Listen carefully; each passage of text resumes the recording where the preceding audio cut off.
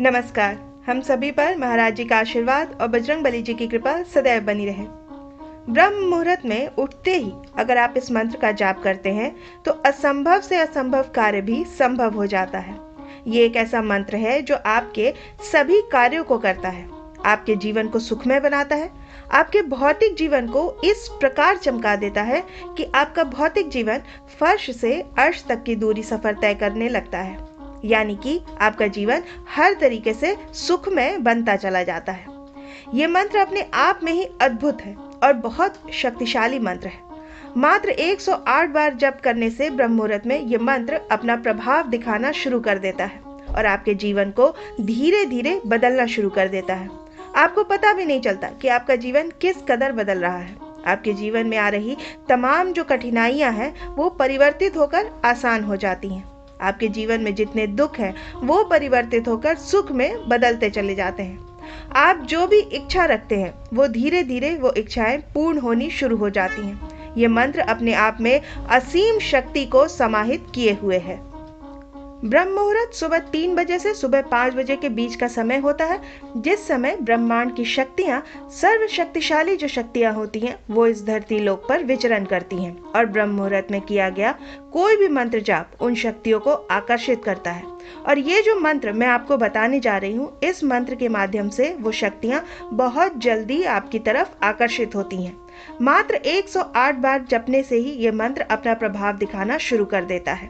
ब्रह्म मुहूर्त में सभी शक्तियां विचरण करती हैं आपके आसपास और जब आप किसी मंत्र का जाप करते हैं तो वो शक्तियां अपना प्रभाव भी दिखाती हैं और ये जो प्रभाव होता है ब्रह्म मुहूर्त का, ये आपके पूरे जीवन तक बना रहता है। कुछ ऐसे लोग होते हैं जो जब ब्रह्म मुहूर्त में उठते हैं तो वो ऐसी 3 चीज नहीं करते, 3 गलतियां कर देते हैं जिसके कारण से उन्हें जो चीज मिलनी चाहिए वो चीज प्राप्त नहीं हो पाती है। और वो 3 चीजें हैं।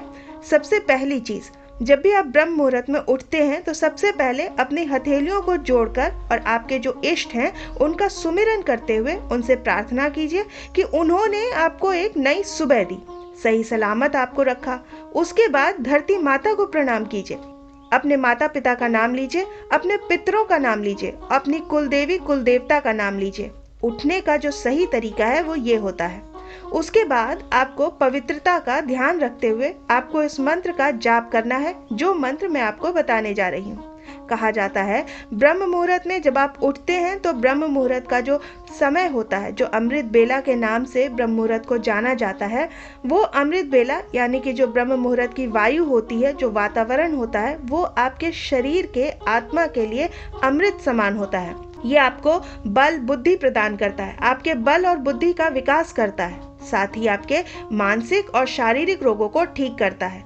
जो व्यक्ति ब्रह्म मुहूर्त में उठता है उसकी जो याददाश्त होती है, याद करने की क्षमता होती है, वो तीव्र हो जाती है।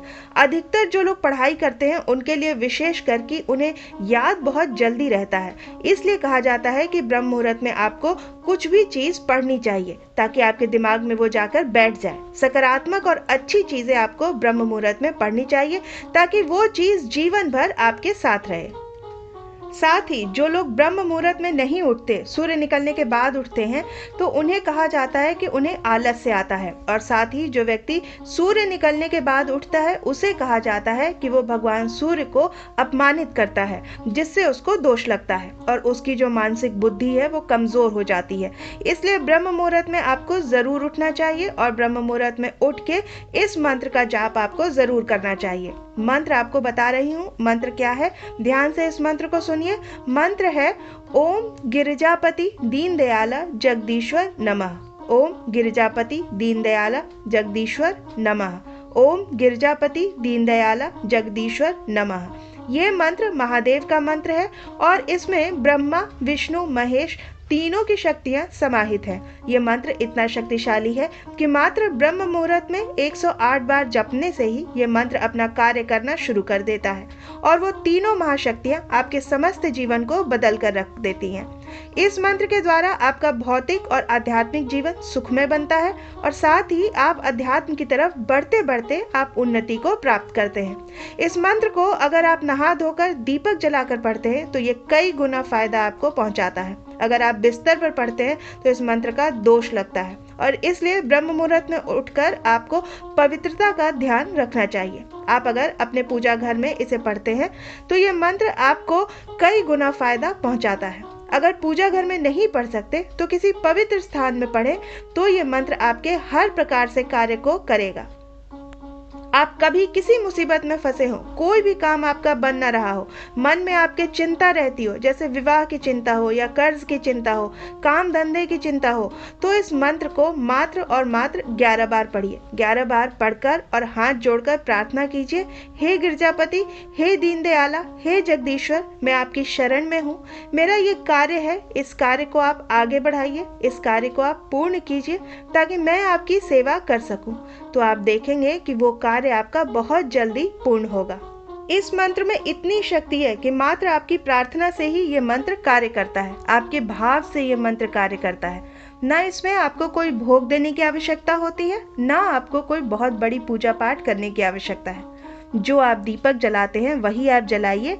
मात्र एक प्रार्थना के माध्यम से ये मंत्र आपके जीवन को बदल कर रख सकता है।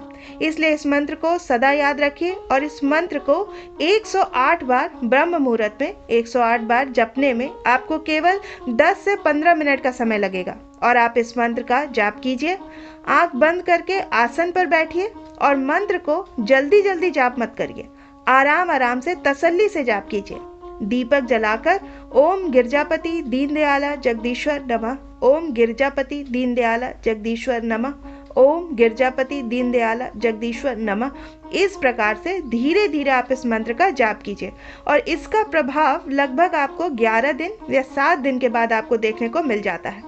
पर एक समय का ध्यान रखिएगा, 3 से 5 में आप मान लीजिए 4 बजे का समय तय करते हैं तो 4 बजे ही अगले दिन भी आपको ये जाप करना है।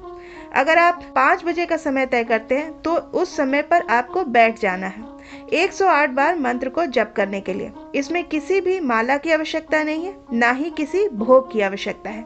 मात्र दीपक जलाकर आप चाहे तेल का दीपक जला लीजिए, सरसों के तेल का दीपक जला लीजिए, घी का दीपक जला लीजिए, जिस भी तरीके का दीपक आपके पास है, जो आपकी सामर्थ्य है उस हिसाब से आप दीपक जला लीजिए। हाँ, पर आसन जरूर होना चाहिए, इस बात का विशेष रूप से ध्यान रखिए।